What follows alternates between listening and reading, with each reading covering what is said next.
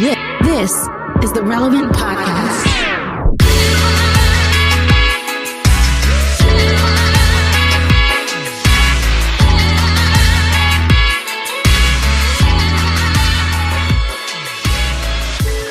It's Friday, October 2nd, 2020, and it's the Relevant Podcast. Here in Orlando, I'm your host, Cameron Strang, and joining me from Loverland, Virginia, it's Jesse Carey. Hello, hello. From Austin, Texas, it's author and podcaster Jamie Ivey. Hey, guys. And from Nashville, Tennessee, artist, producer, mogul, Derek Minor. Hey, guys. It's the fall, it's crisp outside, and Derek's feeling frisky. So. I'm feeling good today. Everything is beautiful. We have a great show in store for you today. Coming up later, our friend Andy Mineo, rapper Andy Mineo, joins us. We catch up with him. Gang. We catch up with him about how he's kept his mental health up the last few months, and we also get a first look at his new project that's in the works. So stay tuned for that. Derek, tell us some behind the scenes. Tell us something about Andy that we don't know. You're friends. You guys go way back. Andy is an anomaly in this sense because he's literally one of the funniest people you'll meet. And when next time you talk to him, you have to ask him to do impressions. Like, he is literally an impressionist. But then at the same time, he's also he's very, very introspective and deep. So any conversation you have with him is gonna be funny, and he's also gonna hit you with something that's gonna make you say, "Dang, okay, wow, that's deep." You know what I mean? What's his go-to impression? Oh man, he got so many. He seems like he's a De Niro guy. Like he could whip out a good De Niro. Any Italian person is in the bag. Just letting you know that now. I mean, he's Italian, so any Italian person is in the bag. Just pick one. But dude, we were on this trip to Israel. And he literally impersonated the guide of the trip at dinner in front of everybody, and it was perfect. My homeboy Sammy Lopez, he literally just impersonated him at dinner in front of everybody. Exactly how I'm talking about demeanor, voice, everything. So it's like, next time you get a chance, just ask him to do an impression, bro. Next time we interview him, we should interview him as somebody. Someone else. Yes. That's good. That's the answer. That's the answer. I like it. Where do you guys, Cameron, I know where you fall in this, and I feel like this is forgotten art. And like, I wish it was, I think it's like the digital era has changed this a lot. And what I'm talking about is prank calling. I loved prank calling, and I loved, like, in the glory days when you could just turn on morning radio and it's like, it's 9 o'clock, prank time. And it was like somebody doing a funny impression, calling like a mechanic or something, you know? And it was glorious. And I feel like cell phones have kind of ruined that a little, you know, because no one answers calls they don't recognize. But I still think, you know, if I was someone like Andy who could do impressions, I already can't help myself. If I'm with friends and they're like, hey, let's do a prank call, I'm like, all right. And I'll just keep dialing till someone answers, and we'll just run with it. Dude, have like you just seen random numbers? Yeah, a lot of times random numbers are now like too kind of hard because you know, people don't want to answer. Just I like literally rando. send every random call to voicemail. So Me too. Yeah. But what I do is I'll Google like 1-800 calls, like you know, like weird sales stuff, and just like start complaining about weird things. Those are the only people who pick up because they have to, and that's how desperate it's gotten. But I feel like if I had the skills of an impressionist, I would probably do it a lot more, because nothing like Jesse, I gotta on that tip. Okay, so I hate prank calls. I hate them. You know this. I can't. What? There's you a local hate morning prank calls. You hate super. Who hurt you, bro? Like, there's a local morning. There's a radio station that I listen to because I like their music, but their morning zoo crew, they do a Carmen call. Like this character Carmen prank calls people is the most cringeworthy, horrible. I hate it. So I don't listen to their morning show. I just can't handle it. But Jesse, have you seen this kind of TikTok challenge thing that's going around where there's certain like comedians and personalities that are known for doing impressions, and people will challenge them to do something as a character, exactly what you're talking about. Yeah. I saw one 2 days ago. I just sent the clip to Clark. I want him to play it. Somebody asked this kid to get a gym membership as Kevin Hart. So this is a comedian. Oh my God. A kid who does impressions. I love it. Calling a gym as Kevin Hart. Play the clip, Clark. It's a minute long. It's worth the whole thing. Get a gym membership as Kevin Hart. Let's do it. Here we go. Thank you for calling O2 Fitness. Press 1 for new members. Calling O2 Fitness, Racing Drive. This is Ebony. How may I direct your call? I was actually hoping to talk to someone about a gym membership.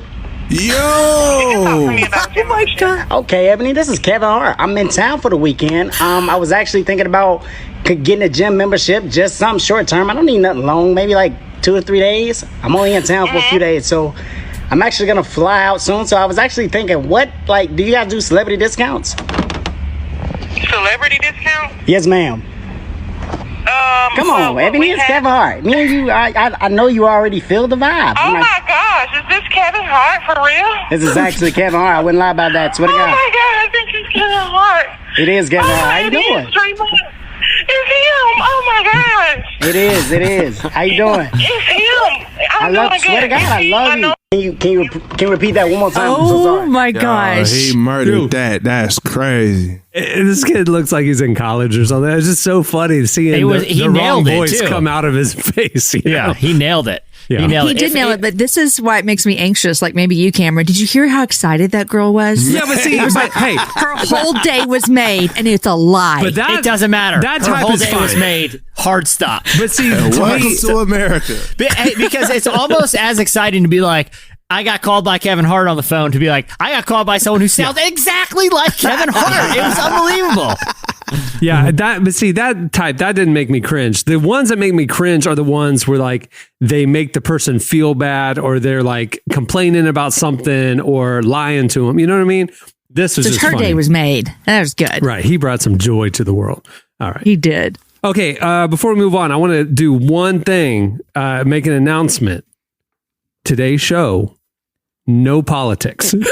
Just want the listener to know. We have a plan for the content and none of it involves politics. So those of y'all who are tired of us, having certain opinions, is a politics-free show. Big It was babies. Happy Friday. Big It's babies. almost like there's too much politics news this week. It was just almost like shell shock. So it's Wait, just hold like on. There was political news this week? Did I miss something? I do have one question about politics, kind of. And I'm not going to talk about politics, but I have one question. You guys, I don't ever watch Saturday Night Live, but it's back on, right? yeah. This When weekend. I was watching a certain political thing this week that we're not going to talk about, the whole time I kept thinking, I can't wait to watch Saturday Night Live on Saturday night. Oh, That's all I kept no. thinking. Well, Jim Carrey is going to be Biden now. Oh, yeah. Yes. I just need to know how Chris Wallace is going to do on Saturday night, and that's it. They're having, interestingly, they're going to have a live studio audience. I was reading about, they're doing, Wow. they're going to do test. So I guess they're going to have like 9-person bubbles within the crowd, and everyone has to be like masked up. And I guess they're administering, nasal coronavirus test before the people can enter. And evidently, it's a pretty quick turnaround on the test they have. But the cool thing is they're offering the first batch of tickets to frontline health workers so that they can come to the show. I love that. So, yeah, So they're going to fall asleep because they're going to all be exhausted from all the They're tired. long They're hours working they so put in. hard. It's a late show. It's late. It is a late. SNL is one of those things where a lot of people are like, they don't like that 1 a.m. Like the stuff that comes on right before 1 a.m. That's like, all right, I guess we'll squeeze this weirdo one in there. That's the best one. I love him. I love them. I love it when they're really taking a swing. When all the current events, when all the pop culture references are just out of the way, and they're like, all right, this is about like a person with a hook hand who works at a pizza shop. Go, and it's like, all right, I'm in, and that's all I need to hear. All right, we'll move the show along. Stay tuned. Up next, it's the Hot List.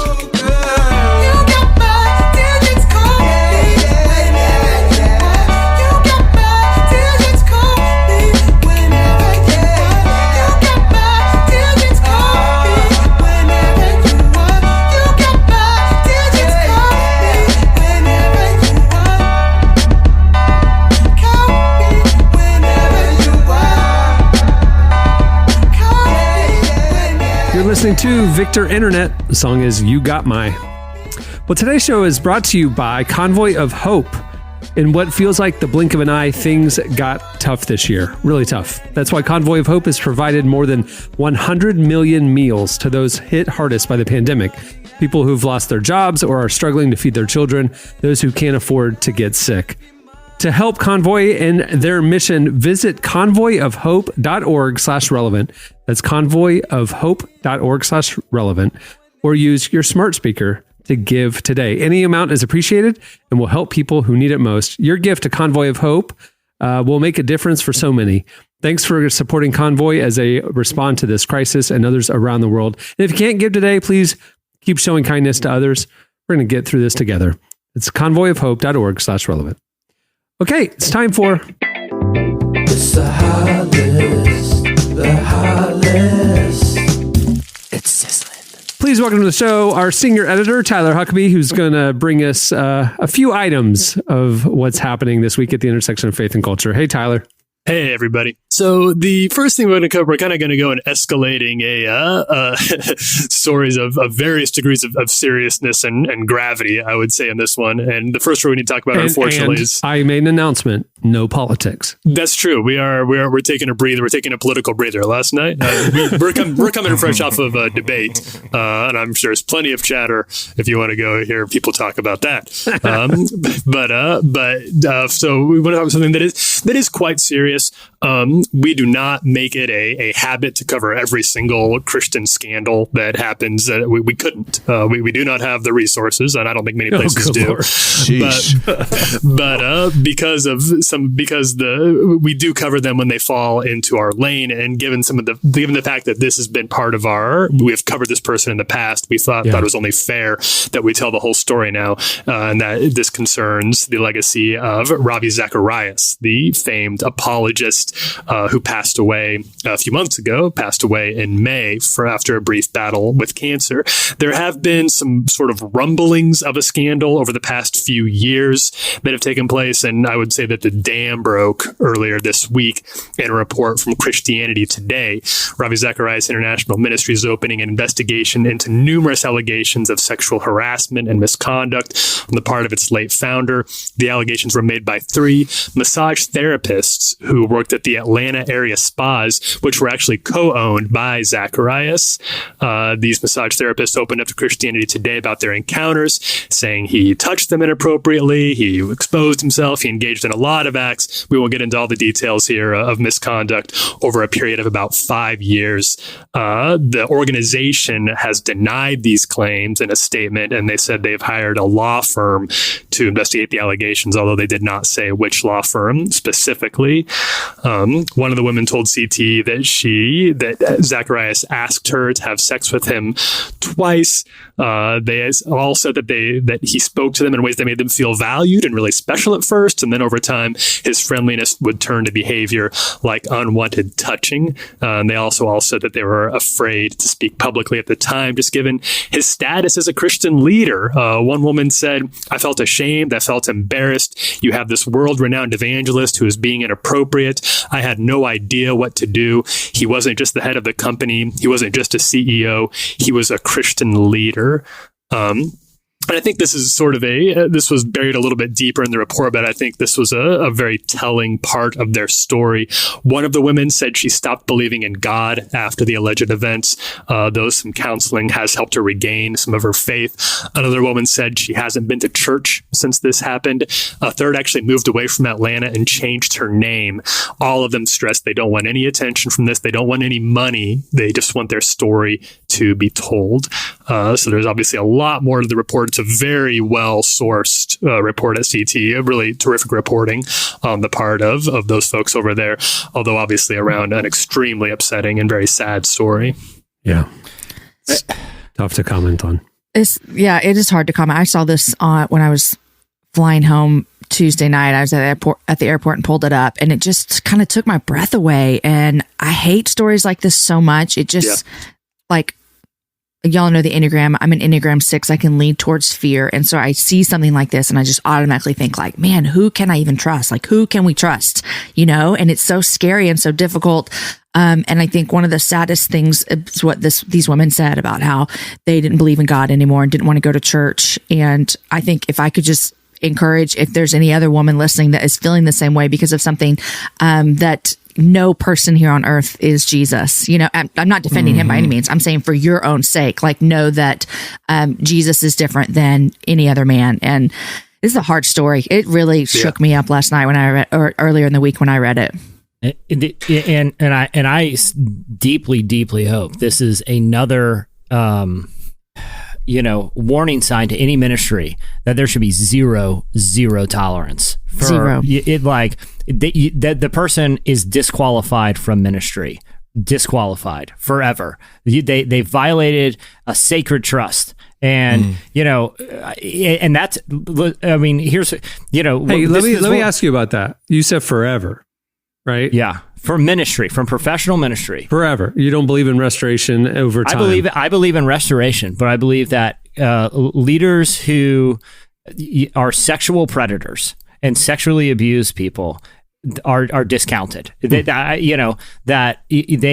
is a I'm not saying, personal, I'm not saying they have to be ostracized. I'm not saying that they can't have some path to personal restoration. But when it's professional ministry, I think that is something that's a disqualifying factor. You have someone, you have a woman here who's young in the faith, right? Who not only now has to suffer the trauma of sexual abuse, and sexual misconduct, but also had her, she was a child in the faith. And remember what Jesus says: if anyone causes one of these little ones, those who believe in me, to stumble, it would be better for them to have a large millstone hung around their neck and to be drowned in the depths of the sea. That's what Jesus says. You want to cause someone to stumble like that? You want to abuse your trusted position as a minister of Jesus Christ, which he's getting paid for. Okay, he's a professional, minister. He occupationally does this. Like if I'm a banker and I commit fraud, I would hope that no other bank would hire me because I've committed a financial crime. He committed a spiritual crime.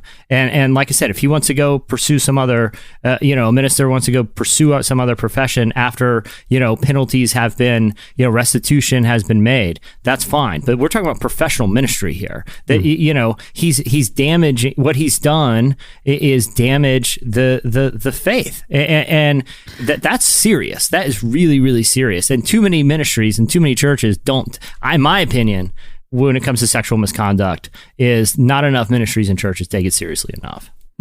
So when he was accused in, did you say 2016, Tyler? That is correct. There have been a few. Anything? There was a long and sort of complicated. I've unpacked it a little bit over at the site, but an allegation from a few years ago from a sexting scandal that involved him that was eventually settled with a non-disclosure agreement. Okay, and that person is asking the estate to release her from. That is correct. The NDA, and the estate is saying no. So. Which is never that doesn't look never too a good. Great sign. Doesn't exactly instill confidence and what's going on here. And obviously, if there's three women, and in addition to the one who started, they all said that they had no reason to doubt that there might be other stories, and they hope that by sharing these, there might be then some other women who might be willing to come forward. I'm not aware of any allegations or proof they have of that, but that was their stated desire in sharing this story. Those type of NDAs enable predatory behavior. Yeah, Mm-hmm. I think I know for me, I just want to say, just if there's any ladies that are listening to this, just as a man, like we have failed you guys. Like we really have not as men been what we have needed to be. And I think it's because, like, when we look at today's culture, it's all about me, I. And when you look in the scriptures at what godly men look like, they were self-sacrificial. It wasn't about what can a woman do for me, or what can anyone do for me. They were people that were serving other people's. And I think, just in general, I think that the church has forgotten that is the point of the church, is serve. That's the point of being a leader, is to serve. It's I want to be able to serve you. And I think men have lost that because we live in this instant microwave. Let me get instant satisfaction where you can objectify women on your phone with pornography, and it's just in your face all the time, and it's in our face because men enjoy that. And I want to say, just as a man, I know I just want to say, yo, we are sorry. We have failed you, ladies, and guys, we have to hold one another accountable. Like in my mind, now obviously Ravi's gone, but let's take Ravi off the plate and just say, with any of these scandals, it's like, is there not a group of men that are able to say, bro, you are tripping, and either you sit down or we're going to sit you down? Like, where are those guys at? I know, Rob, I know these guys are rich, but is there anybody in your corner that's going to say, man, you need to sit down before it becomes scandal? Like, yo, dude, what's going, like, that's what accountability is. I think we're missing that, man. And we got to get back on track for real. One of the things that I go to a retreat every year, a couple times a year, sometimes it's primarily meant for pastors, but it's, Christian leaders. And it's because so many are like, going down in flames. I mean, whether they're burning out or moral failings or whatever. Sure. And it's meant to just like offer a space for connection and reconnection and, pour into these guys because nobody pours into them. One of the through lines through this is isolation. Mm-hmm. And Ravi, the article about Ravi, it literally said the sentence, he had no friends. Oh my and Lord. I think that's so many Christian leaders is the isolation, no friends, no accountability, nobody to do life with. If you read this article, some of the manipulation that he would use was talking about the pressures, the isolation, like the burden he has to carry. He wishes he could be free from it. He wishes he could just be a normal person in a normal life. And so he's trying to get the empathy, but that is actually probably a true thing that he was feeling. Absolutely. Like he felt trapped. Absolutely. Absolutely. And so in feeling trapped, he turns to, or things can come into the scene that are escapes or a dual life starts happening. Yep. And then they feel trapped in the dual life and they don't have anybody they can talk to because, I mean, to be frank, what Jesse was talking about is actually true. If any of these guys who are struggling with sexual sin were to come clean in accountability, they would be removed from their position and they would lose their jobs. And so therefore they are professional Christians and they would lose everything if they were honest. And so they're trapped and it perpetuates the cycle and they never get freed from it until they get caught. And that is something that I don't know what the answer is to that. Because go ahead. I mean, it's a trap that they laid themselves. He ran a ministry. He called Ravi Zacharias Ministry. Yes. It's like, look, dude, if you don't want to be isolated and act like you can't have any friends, then maybe don't own a ministry that pays however much he's worth. At any point, he made $396,000 a year. Yeah. I have no empathy. Like, well, guess what, dude? You wanted to live a normal life? Then resign and work a normal job. Don't run a giant ministry that you have your name on. Like, for a guy like him to propose that he's the victim because he set himself up to be isolated, right? If I can push no one back, forced him. If I could push back on that a little bit. Now, first off, especially, I'll just apologize. Let me make it sure that if those things are true about Ravi, there's zero excuse. But I think the concept of, hey,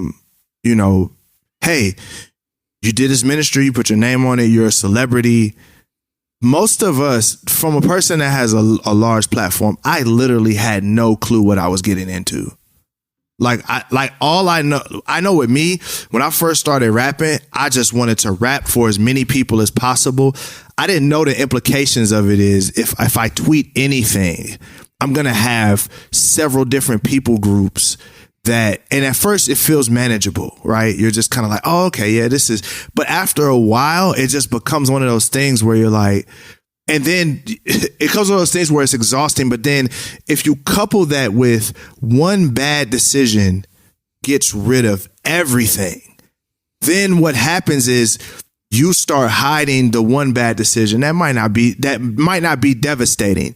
But as you hide that one bad decision, you hide another. And then another, and then another, and then another, and it becomes a double lifestyle, right? Yeah. So then what winds up happening is you lose control of yourself. And because Christians have created this superhero complex for men, we do not expect men to have problems. Most of y'all's pastors, if they could be real with y'all, they'd lose their whole churches. If they were just like, if they were to tell you like, yeah, I'm struggling with pornography, alcohol addiction, I'm struggling with homosexual tendencies or whatever. If they had any of those things, they would lose their congregation. Not if they said we did anything. It's just like, yo, I'm struggling with this. I'm fighting it with all my heart, because Christians expect leaders to be God. When they're not God, then they fall. So what winds up happening is they begin to hide the little foxes, and those little foxes begin to turn into big lions, and then you have crazy fallout. 73% of pastors have answered in a private survey that they are addicted to pornography. 73. Yeah. 73. Crazy. Yeah. But I think too, like Derek and Jesse, I'm hearing what both of you guys are saying. And I also think that we have created this culture that says, like you said, Derek, like you're God and you can't mess up because you've got to lead us and tell us what to do. But also I think on the flip side of that, I think that if you're, like you said, a lot of your pastors, if they would tell you what they're struggling with, they would lose their jobs. But I think we should be a part of churches and communities and friends where we have this ability to say, here's what I'm struggling with. Yes. And someone says, okay, cool. How are we going to deal with this? How are we going to fight this? How are we going to walk forward with this? You're not disqualified from ministry because you're struggling with something. Like then nobody gets to be a minister. Like nobody gets to be a minister of the gospel if you're disqualified because you struggle. No. But the problem comes when you don't have anybody you can tell your struggle about. That's where the problem is. And whether Ravi set that up for himself or not, and he created that bubble, or, well, I guess he created it, or maybe he felt like he got in the bubble. He didn't know how to get out. That's sad too. Like I'll say, but what I'm saying is what I want people to know, because I know we can take a clip and flip everything. I want this to go on record that I do believe there are certain places of trust that if they're broken, just for the sake of trust, there's just no way. I don't know how a person that has been a sexual predator is going to be able to lead people, because intimacy is a level. What I am saying is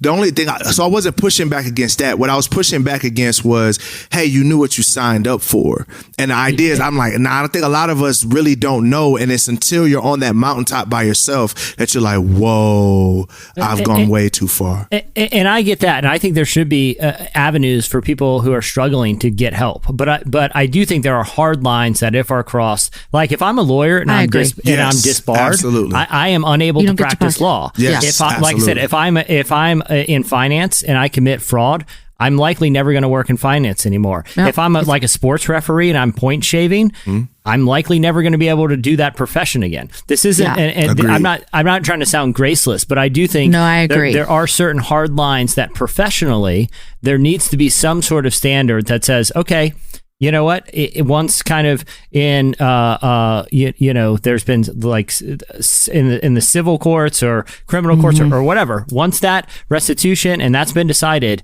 okay, now you have to do something else professionally, because that's how every other job works. You know what I mean? Like if you're a journalist, I mean, Tyler can attest to this, and you're caught plagiarizing, your career in journalism is over. That doesn't mean you can't go do something else, but you cross a hard line that professionally there's no coming back from. And that's unfortunate, but that's just how every other profession works. Every other profession has those lines. And it seems like, But the sad thing about this, if these allegations are true, Ravi didn't screw up for the first time when he touched someone's, touched someone inappropriately. There were 1,000 steps before he got there. Absolutely. Which is where that community and be able to talk and have friends, that's where that stuff is worked out. Once you've crossed the line, you've crossed the line. You're right. You don't get to go back. But there were 1,000 steps before that happened. Yeah, and that's why there needs to be, I'll say for myself, I have 3 friends that they know pretty much everything about me. And I've noticed that for a lot of people, the further up they go, the more they begin to shed those friends. And I think that if I could tell anybody that is a rising artist, author, whatever you're doing, keep those same people that knew you before in your circle for forever, because they're the ones that are going to keep you grounded. And it's like a safety net, man. Like my friend, like I got homies that have known me most of my adult life. And if there were certain things that were off, they know that, hey, I knew you before the celebrity and the money, bro. You just Derek to me. You not nobody else. You little DJ. So little DJ, you need to get your stuff together right now. You know what I mean? So why did you start with that one? That's one little. Hey, we should have got some politics, bro. Like, so sad. Hey, man, I wish you would have brought the politics, bro. Just bring the politics. Man, my heart is hurt. This is my first time hearing this. I know. Like, my heart is hurting. It's a hard one because I know he was important for a lot of people who are listening, and he came to my call when I was at Moody. He came many times and spoke to us. It's hard, but it's also a call for ministry is like, hey guys, this is serious. We got to do better. Yep. You know what I mean? Like this isn't just kind of like throwing stones. This is like, guys, this is serious, man. This keeps happening, right? Like we keep talking about this stuff. Something I believe really deeply about this is that we mind our own business too much when it comes to this stuff. If you, especially guys out there, if you have a friend who even if you don't know what it is, but you feel like something is off, you just got to, and there was somebody in this article who worked with Ravi at these spas. He did not speak to CT about this, but they obtained some screenshots of texts where he did admit that he had a sense that something bad was happening there, didn't say anything about it. If that's you about somebody, say something. You meddle in somebody else's business. Don't let your fear of putting your nose where it doesn't belong get in the way of you helping keep people accountable. Because if this guy had gone to Ravi, a lot of innocent women probably would have been protected and may not have been hurt. And instead they didn't. It's better to lose your job for something honorable than to keep your job and go along and get along while something awful is happening. Like I'd be fine with losing my job and having to go put applications in because I did what's right. You know, I think that's important. The next story is it's a little bit of a balm to that one. It's a counterweight. It's a good example. BOMB or BALM. I'm not going to blow the whole thing up. Thank you. I think this is an example of a man actually doing right. By a woman that he worked with. This is a story that was told by the actress Sienna Miller. Sienna Miller's last role that she had in film was with Chadwick Boseman in 21 Bridges. And she went to Empire Magazine to tell a story that she had not told before about how he dipped into his own paycheck, his own pay to make sure that she had equal pay with him on this movie. This is her quote here. She said, she hadn't told the story yet, but I am going to tell it because I think it's a testament to who he was. This was a big budget film, and I know that everybody understands about pay disparity in Hollywood, but I asked for a number that the studio wouldn't get to. And because I was already hesitant to go back to work and my daughter was starting school and it was an inconvenient time, I just said, I'll do it if I'm compensated in the right way. And Chadwick ended up donating his own salary to get me to the number that I had asked for. He said that was what I deserved to be paid. It's just unfathomable to imagine another man in that town behaving that graciously or respectfully. In the aftermath of this, I've told other male actor friends of mine that story, and they all go very, very quiet and go home and probably have to sit and think about things for a while. She said he didn't want the story to be told. He didn't demonstrate any showiness about it, but he approached her with a tone of respect that said, of course, I'll get you to that number because that's what you should be paid. So that's the whole story. And man, what a story, especially when you get into her, I'm sure we're all very well aware of the pay gap that takes place in Hollywood and everywhere else and every other industry. But another reminder that he wasn't just a good actor. This was a stand-up guy. That man was a freaking saint. Like, oh my goodness. It's a good follow-up story, Tyler. She's my real life superhero, no lie. Yeah. Hey, next time let's lead with that.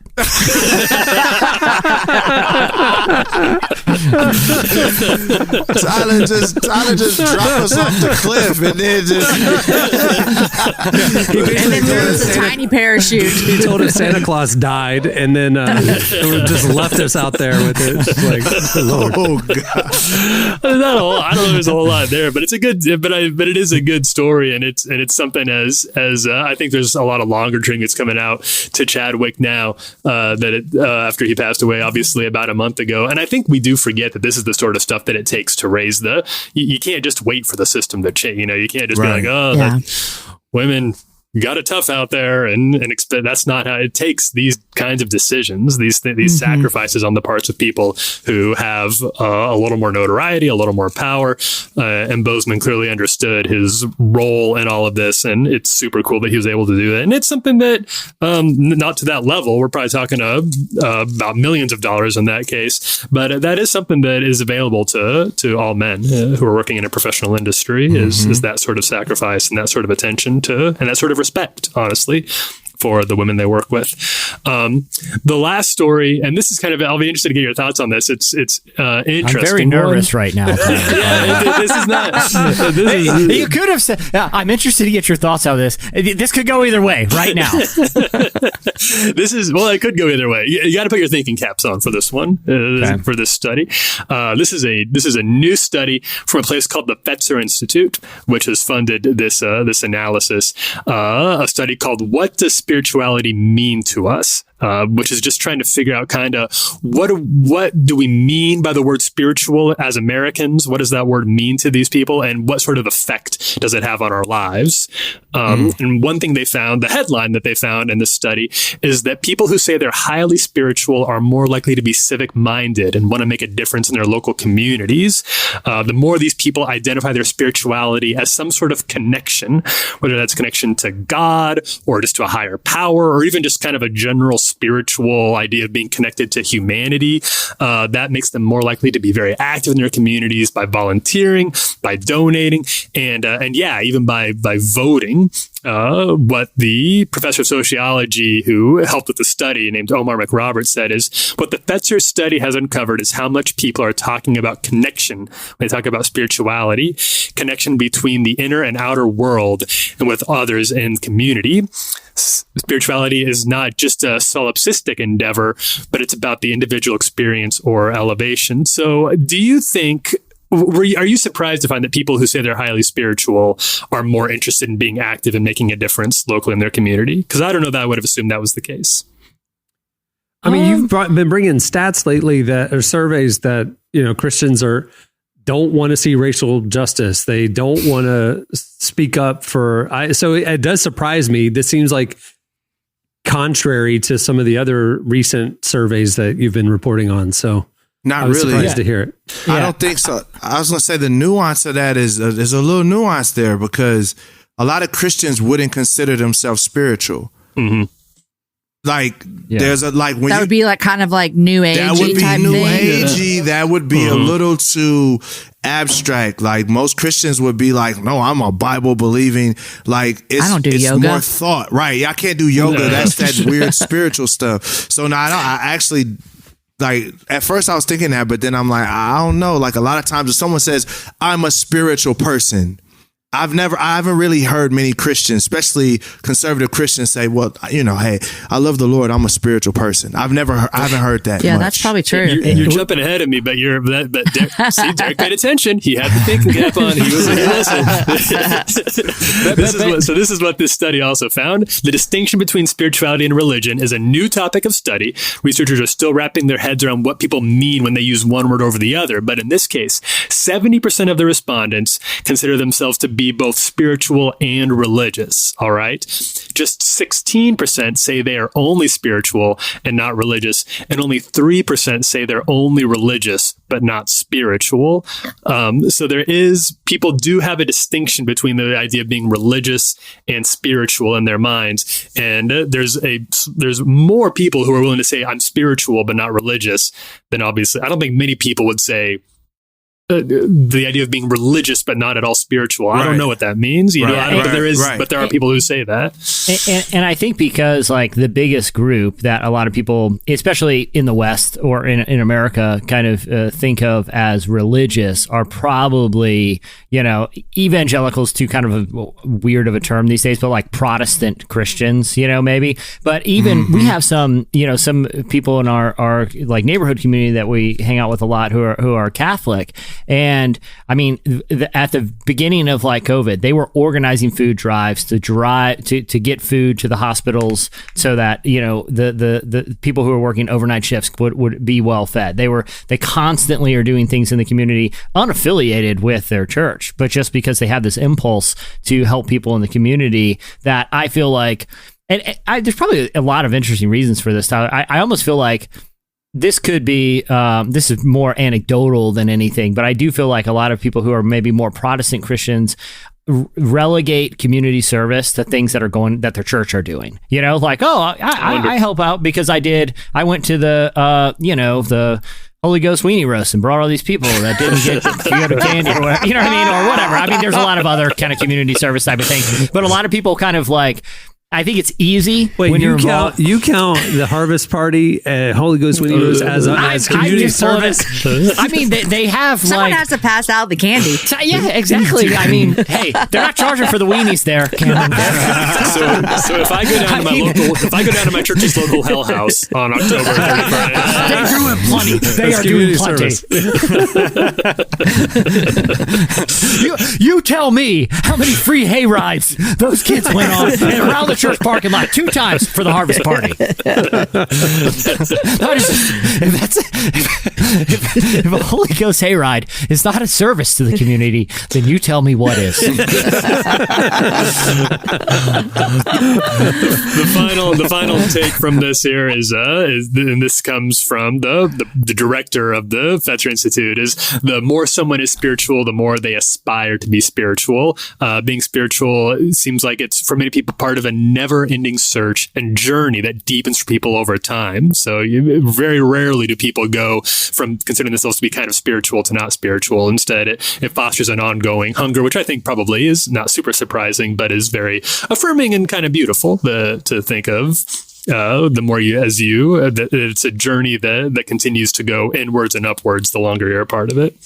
That's interesting to kind of rectify that kind of takeaway with, you know, the migration of a lot of people who grew up in the faith, leaving the faith as they get in their 20s and 30s. Yeah, I mean, they still have a spiritual longing, but I mean, my just kind of like eyeball test is that the people who like walk away from Christianity walk away. You know, they just they don't like then like grow They're not more halfway, spiritual. Yeah, I mean, they just kind of say, "Not for me, thanks." I wonder what they would say. But do you think they would say they moved from Christianity to atheism, or they moved from Christianity to a like kind of a broader sense of spirituality? I don't know the stats on that. I'm sure they're out there, but yeah, I don't know. I mean, I just the statement was made that if somebody's spiritual, they grow to be more spiritual. And I'm like going, I saw people who are on fire for God in college who haven't even thought about anything in the spirit realm at all. Now, 5-10 years later, you know what I mean? Yeah. So I got 2 homies right now that have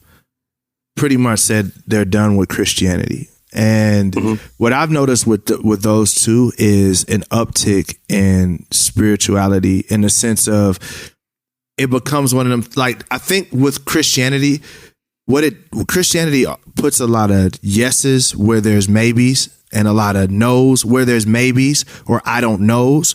So for these people, there were certain things that they just couldn't get over how and not Christianity, the true faith, but a lot of how Christians act today, which, you know, they have all of these hard lines, and these guys were like, yo, I don't know anything about spirituality, but I know that isn't the method that isn't the thing that serves me best.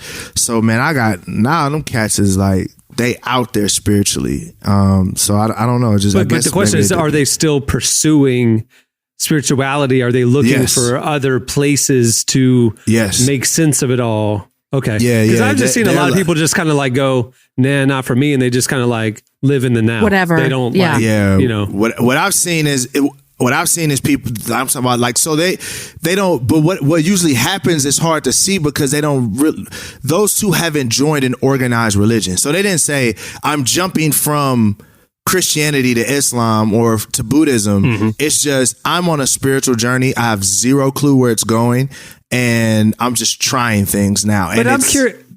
Curious. Are they just kind of like shunning the rules and regulations of American evangelicalism, or I mean, are they like reading books about other spiritual practices? Are they actually pursuing it, or are they just saying that they're pursuing it? No. These dudes are and when I say these dudes were on fire Christians, like they were on fire, but after a while, it just for them, like they're definitely on a different spiritual journey. It's not. There's certain people that I'm like, I think you're just looking at Facebook memes and getting spirituality off of that. These dudes are like, nah, different. It's like gung ho for it. So I don't know, you know.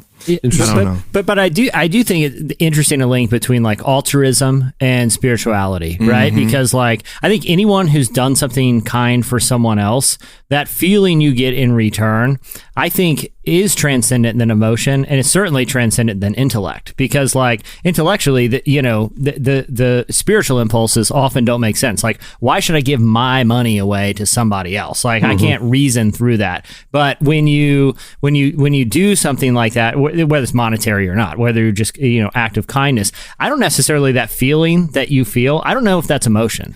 I really feel like that is. Helping other people is a spiritual impulse. Like I really believe that. And I think even if you don't know what to attach that to theologically or religiously, I do think there is a link there that's really interesting that we don't fully understand. But I do believe we're spiritual beings, and but as we a lot of Christians theologically believe, the flesh and the spirit are constantly in this tension because they have different objectives. The flesh always wants enough for itself and always wants to, literally more, where when you do something that gives of yourself, I think that sense that you get, like I said, I feel like that is a spiritual one. And so that for people who consider themselves spiritual, but maybe don't know what to attach those impulses to religiously, I don't necessarily think that's at that point a bad thing. I think the more they nurture that spiritual impulse, the more it enables them to be open to spiritual truths, Did we just become the liturgists? Shout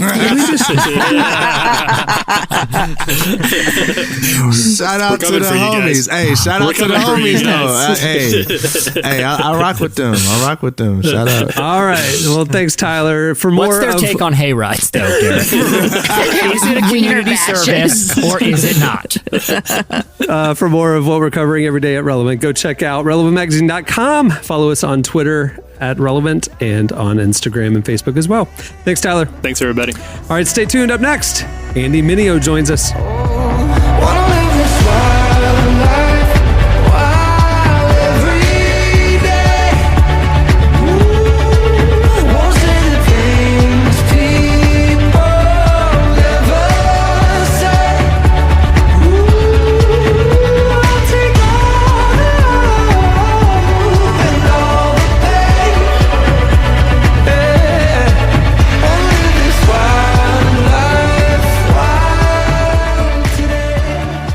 You're listening to One Republic, ORU's own One Republic. The song is Wildlife, which we did not have at ORU.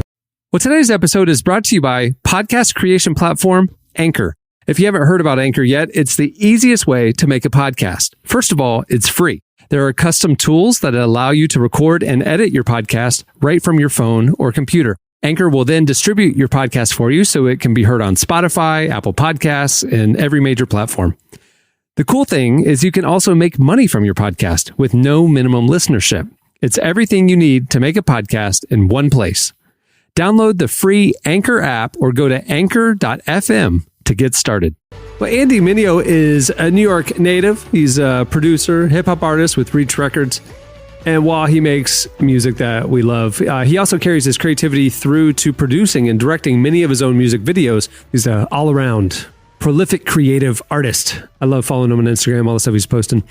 Our very own Tyler Huckabee sat down with Andy this week to talk about his new music and keeping up his mental health this year. Here's our conversation with Andy Mineo. Coming in hot, just like the fajita. I write what I live, my life in the speaker. I'm nice with the flow, just like the demeanor. I'm feeding my fam, I'm feeding the meter. They got the iron saying, well, I got the steamer. I bring the fire, but you never seen her. I testify, I don't need a subpoena. They want my soul, better go to Korea. I love my dog just like I'm Peter. Gotta protect him. I made the call up with just like I'm reffing. I know we left you, now we back together, but I Okay, so earlier on you mentioned that you've been working out a lot in quarantine, that you've gotten on a pretty good rhythm. Do you have any advice for people who are like, I want to work out, I want to be disciplined about that, but I just keep falling off the wagon? What are some tricks of the trade for you? You know, I was just at this guy's house. He's like super successful guys, made like bajillions of dollars, right? And when I was hanging out with him this weekend, he was like, hey, every day I need to train for 3 hours. Mind you, he's 52 years old. And he's like, I need to train for 3 hours a day because I have a triathlon coming up. And I was like, a triathlon? I was like, what are you going to do? He's like, I got to swim 26 miles. I got to bike 200 miles or so, you know, telling me all these things. And I'm like, why? Why do you have this built into your life? But basically what he was saying to me is I like to keep tension in my life because it forces me to grow. It's like something is already set in place. I signed up for it, so I'm already in. Now I just got to do the work every day to get there. And so he builds these things into his life that force him to show up and do something. So I got like 10 friends on Zoom call every day working out with me. So it's like No Big Deal is in there, RG, Michael. There's like, you know, there's about 10 of us in there. We have a good time. And they, you know, they're expecting me to be there to lead it as well. So I think when you add stuff like that into your routines, like, hey, I'll meet you at the gym at 9 a.m. or I'll meet you on the Zoom call, it forces you to show up. You know, it's like I lead this Bible study on Monday nights, and sometimes we'll go through a book of the Bible, sometimes we'll go through just a regular book. But it forces me to read a chapter of a book every single week before that thing, because I know I don't want to sit across from these people and look like a schmuck, you know? So if there's any way you can like trick yourself or like force yourself into having to show up, that I think is something that's super helpful. What are we doing if we ain't moving? Keeping it moving. Like, what are we doing if we ain't moving? Keeping it groovy. Yeah. Hey. Just stepped off a plane. Never hopped in a range. I hopped in a Uber. Straight to the stage. But I stopped at a break. Big belly like Buddha. Metabolism flying down, but the bars ain't. Go hard, but the flow so blasé. From the east to the west. So you were telling me that after working out, you lead over Zoom a time of meditation with everybody. What does meditation look like for you? A lot of times we'll focus on gratitude, you know, try to find a moment or a memory or an experience or a person where we experience a ton of gratitude and gratefulness for life or the experiences we have. And we run through a few of those usually and hold on to them, try to enter back into those feelings. And what it ends up doing, man, it just kind of primes your day, you know, to experiencing things through the lens of gratitude. A lot of times, like, honestly, I just be led, like a scripture or a verse or something will come to mind, like facing fears, you know. Sometimes we'll read Psalm 23 together. Sometimes it's allowing ourselves to think about the thing that's bringing on fear and anxiety and like let it into our space, look at it, observe it, realize it can't hurt us, let it go. So it's, you know, it's a lot of different things. And I just kind of go where I feel led in that. And then some weeks I'll let the group lead, you know, and they'll come to the table with something. So it's cool, man. Not my mama, not my daddy, not my uncle, but it's me, oh Lord. Looking at me like I'm crazy and it's me, oh Lord. Like I'm stuck up in the matrix and I'm feeling like I'm me, oh Lord. Standing in the need of prayer. Standing in the need of prayer. When I was young, I was dumb. Then I got older, still dumb. The only difference is that now I know it. When I'm a grumpy old man, I'ma love it. I say all the things I really wanna say without the repercussions. Some people push my buttons, say wild things in public. Like, I really appreciate this idea of gratitude, obviously. But I think a lot of people will relate to me when I say that. Sometimes when you look around at the news, it's hard to find things to be thankful for. How do you balance a spirit of gratitude with an awareness that the world has a lot of difficult things happening in it right now? Yeah, I don't think gratitude is like exercising the act of like focusing on things you're grateful for doesn't exclude the reality of like what's happening in the world too, you know, so that you can have both. And I think you especially need that when you come against, you know, some difficult things happening in our world right now. So, yeah, I've also realized this, man, there's like a certain level of health for each person to remain healthy that requires them a certain level of distance from really heavy and dark and negative news and information, because it seems like there's a never-ending supply of that. And so I have friends, like we have a group chat with just a whole bunch of guys, you know, Derek Minor and Propaganda and Lecrae, and like everybody's in there.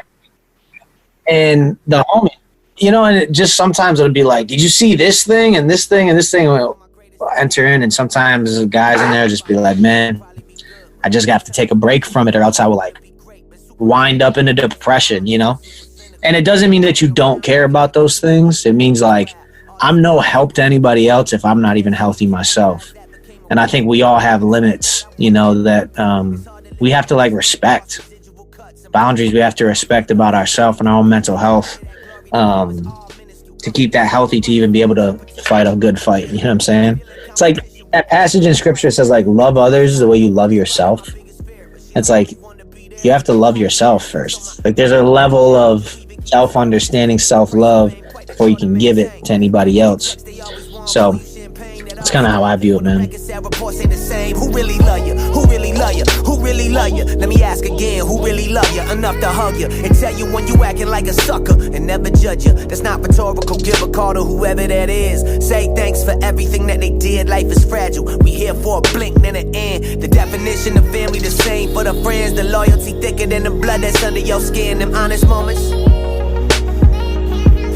How often do we have them? Real one. Can I have one? We going public with our highlights. Private with our sin. Throwing up pictures at How have things been for you creatively while in quarantine? For the last year, I've just been working on new music. I got some of my favorite music I've ever made. Some of the best music I've ever made. And so basically we had a couple songs that we were like, all right, these aren't going to make the album, so let's just put them together and like put these out just to feed some people something. And we were initially going to do it in like July, but everything was happening with George Floyd, and so we decided to just like pull back and not release anything, because we were like, we don't want to be in the middle of this moment like raising our hand, like pay attention to us, you know. So we just ended up canning. It was 2 songs. We were just like, all right, let's can it. And as we were going on, it ended up being 7 songs. So it's like, all right, well, here's this offering of 7 songs for 2020. And I called it Happy Thoughts. And basically, you know, I'm making Neverland 2. That's the project I'm making. And I was like, all right, this is like a holdover to Neverland 2. So, you know, Happy Thoughts were the thing you had to find to learn how to fly in the movie Peter Pan, you know, or Hook.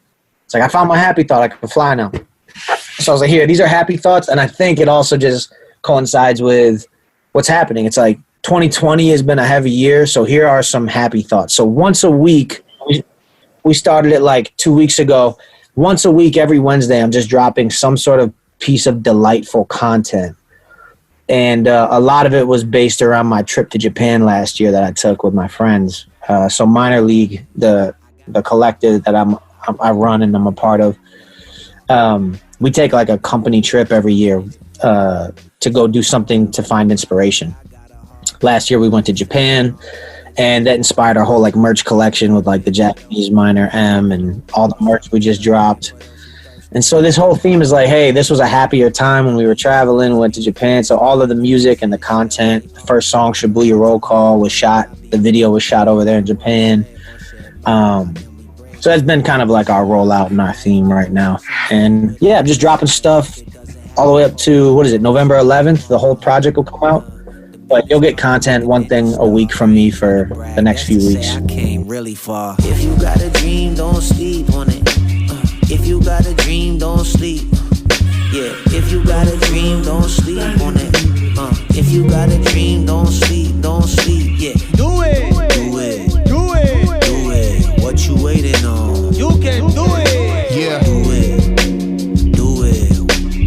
what you waiting on? My name is Words, last name is Blade. He kinda strange. That was Andy Mineo. Check out his new EP, Happy Thoughts. Comes out November 11th.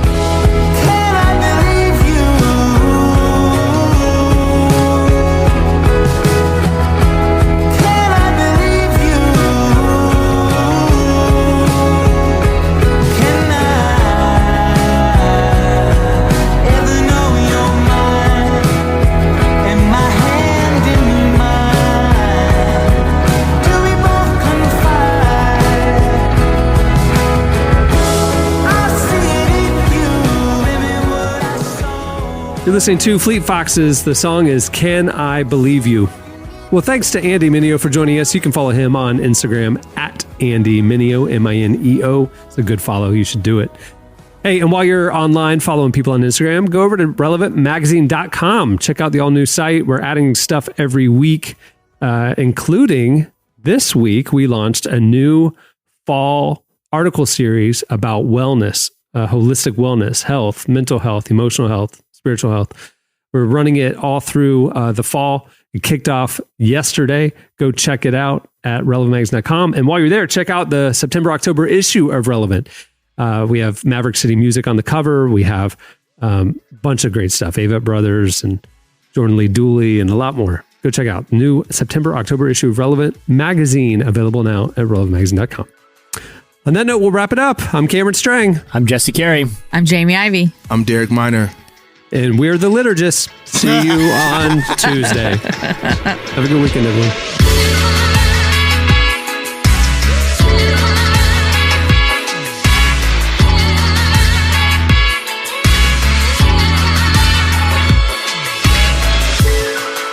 Thanks for listening to the Relevant Podcast. Check out our features, interviews, and news updates every day at relevantmagazine.com. And make sure to follow Relevant on Facebook, Twitter, and Instagram for the latest. For more great podcasts, browse the shows on the Relevant Podcast Network, which you can find at our site. And while you're there, don't miss the all-new era of Relevant Magazine. A new issue releases every other month at relevantmagazine.com.